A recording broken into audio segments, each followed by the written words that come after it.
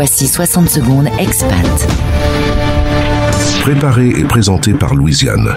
Rien n'est plus puissant qu'une idée dont le temps est venu, ce sont les mots de Victor Hugo, et un Français, Frédéric Mazella, a prouvé la véracité de ses propos en créant BlaBlaCar, la plateforme de covoiturage mondialement connue.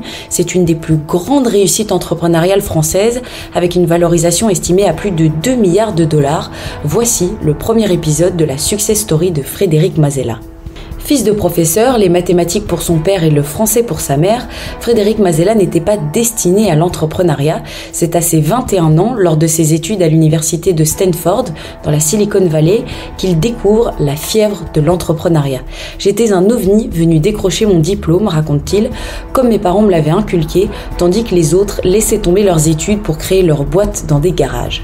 C'est également lors de son séjour en Californie qu'il découvre les Carpool Lines, des voies exclusivement réservé aux voitures qui font du covoiturage. Inspiré par le modèle californien, l'entrepreneur en herbe se lance dans de nombreux projets.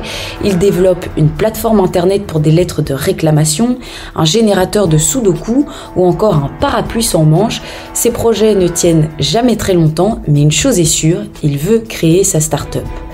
Un hiver, lorsque le jeune ingénieur veut rentrer chez ses parents à Noël, mauvaise surprise, tous les trains sont complets.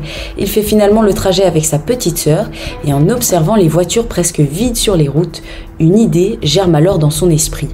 Pourquoi ne pas créer un service de covoiturage synchronisé par Internet qui permettrait de partager des trajets ? Si vous voulez connaître la suite, rendez-vous au prochain épisode. L'info des expats sur la première radio des Français dans le monde. Françaisdanslemonde.fr